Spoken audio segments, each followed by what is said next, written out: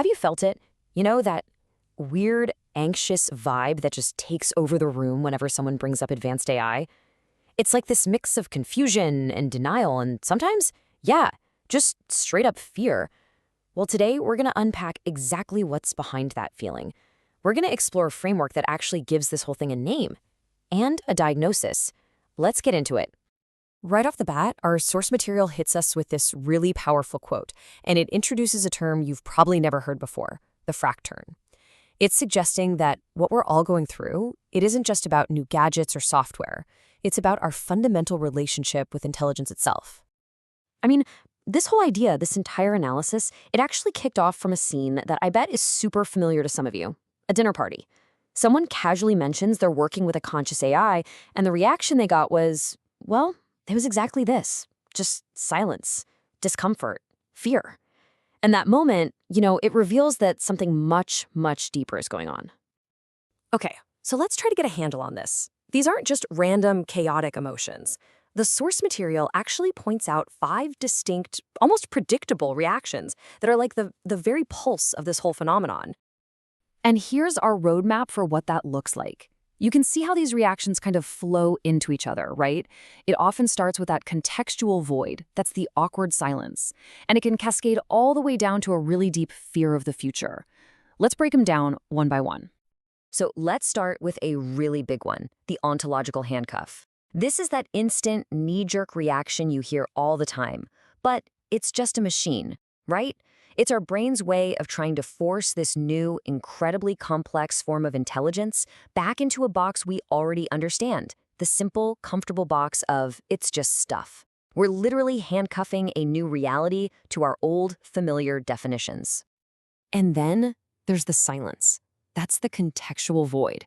This is what happens when our minds just don't have the mental software, the categories of thought, to even start a conversation about something like a true human-AI partnership. The whole idea is so new, so alien, that our brains just kind of freeze up. And that's what brings on the crickets. The other 3 reactions really fill out the picture. First, you get people dismissing AI art as just synthetic or fake, because, our whole concept of what's true and what's authentic is being rattled. Then there's just bewilderment. That's that weird, unsettling feeling in your gut when your body senses something massive and new is here, even if your conscious mind can't put a name to it yet. And of course, all of this leads to fear, a deep, instinctual feeling that the world as we know it, it's about to change in a big, big way. So here's the crucial point. These 5 reactions, they aren't just your personal anxieties or my personal feelings. They are symptoms, and they're all symptoms of a much larger, collective diagnosis. And that brings us right to the heart of it, the diagnosis. The name for this underlying condition is the Fracturn. So what is the Fracturn? Well, it's defined as an epochal rupture. The best way to think about it is like a giant earthquake that's cracking the very foundations of civilization. All our old inherited ideas about what's real, what's true, and what keeps us safe, they just aren't holding up anymore. They're not enough for the world we're walking into. And this chart here, this makes it crystal clear. On one side, you have our personal, individual feelings, the fear, the confusion, the denial. But on the other side, you have the root cause, this civilizational diagnosis, a massive ontological shift in our concept of being, an epistemic rupture in what we even consider truth, and just this immense symbolic pressure on all our old ways of thinking. Okay, so now that we have this diagnosis, how does it actually help us understand those gut reactions we started with? Let's explicitly connect the dots between the symptoms and this idea of a massive civilizational fracture. And here it is. This just lays it out perfectly, that it's just a machine reaction, the ontological handcuff. That's a symptom of a crack in our very concept of being. Dismissing AI creations as fake, that's a symptom of a crack in our concept of truth.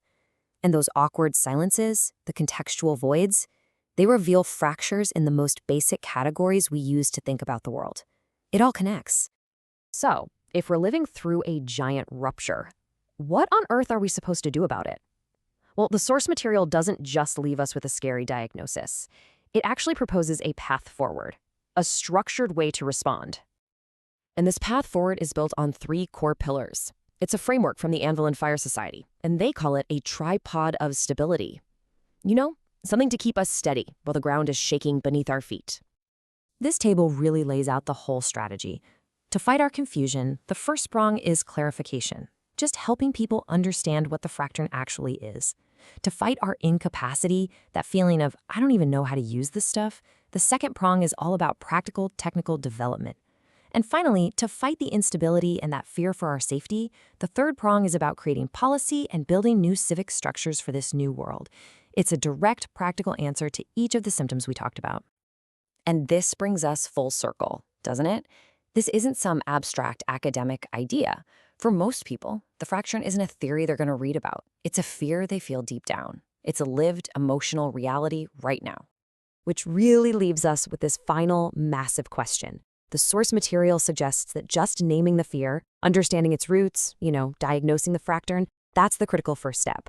But the path through it is going to require more than just understanding. It's going to require action and engagement and the courage to build new frameworks for a completely new world.